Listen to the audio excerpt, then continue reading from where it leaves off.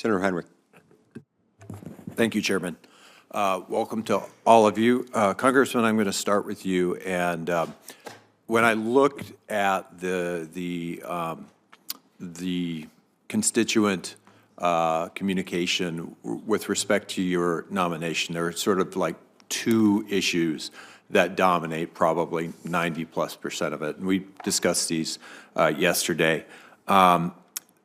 The first is just the issue of the potential broad-scale divestment of public lands, and this is something that came up with Secretary Burgum in his nomination as well.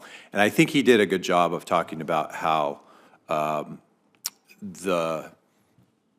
it may be completely appropriate to divest of certain isolated parcels of public land for affordable housing and other public purposes, that there wouldn't be a broad-scale selling off of the public lands. And because of some of your previous writings and statements, there's a concern in the public and among New Mexicans that a sale of public lands on a broader scale might be part of the new BLM agenda.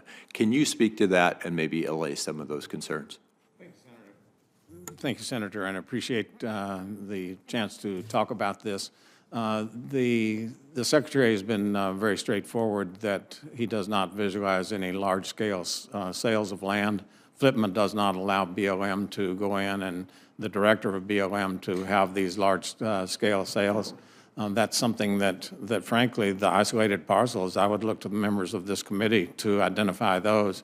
I think that from my time in office, I know that I would have understood better than any director of BLM the sensitivity of this piece of land or that piece of land. And so that's the reason when I say I'll look to you all on that. There is a monumental amount of work to be done. And again, I would say gladly I would use the help that you all could provide in identifying those parcels. But just to put it into context, when I first got to the state legislature, Los Alamos, the home of Los Alamos Labs, was trying to get 5 acres, and they'd been trying, they said, for years. I don't know if that's even occurred today, but when it didn't occur then, the community was forced to move 20 miles down a mountain and form a community there where people could afford to live. And then in the wintertime, we lose 2 or 3 people who work at the labs every year off those snow-covered passes. And it's that kind of restrictive holding that I think that we're meant to address. But again, it's where the focus should be. I look to you all to provide that focus for the agency. The other issue, and I've got correspondence from a number of Las Cruces City councilors, Mayor of Mesilla, Doñana County commissioners, and state representatives and senators in southern New Mexico, as well as Soil and Water Conservation District members, is the issue of the future of the Organ Mountains Desert Peaks National Monument. I know there's a lot of water under the bridge on that issue between both of us, but what would you say to those elected officials in Doñana County about your approach with respect to the monument? Senator, again, thanks for the opportunity to clarify that, because that issue was very hotly contested in the county for about 15 years, and eventually it was designated by executive order. I very rarely look in the rearview mirror, and especially looking at this job and the amount of work ahead of us. I don't anticipate going back and reviewing that.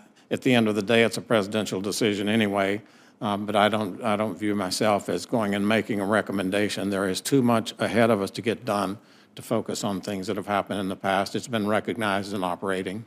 I appreciate that very much. I also want to say how much I appreciate your interest in orphan wells and abandoned mines. That's a place where I think we can really build some bipartisan support for that kind of work, and I look forward to continuing that conversation with you. I'm going to switch now to Mr. Housefite, and I'm going to ask the same question that I asked your predecessor during his hearing about a year ago, and that is, would you agree that in this environment of increased demand, probably the most increased demand we've seen since the invention of the air conditioner, that we need an energy strategy that is focused on rapidly expanding production from all available sources, including things like renewables and storage. Senator, thank you for the question. As we've seen in the last month or so, it's critical that we prioritize reliability. We've seen with the winter storm that when people need lights, they need heat, we need to make sure we've got the energy forms available to deploy on the grid.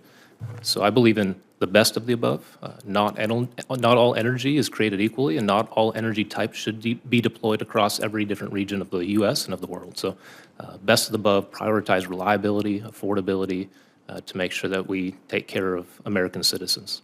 Yeah, and I would agree with you that reliability is non-negotiable. I will also point out that, you know, we've been able to develop a grid in New Mexico that is incredibly clean and more reliable than most in the country, and yet also produces that energy at a price per kilowatt hour that is a lot lower than many places around the country.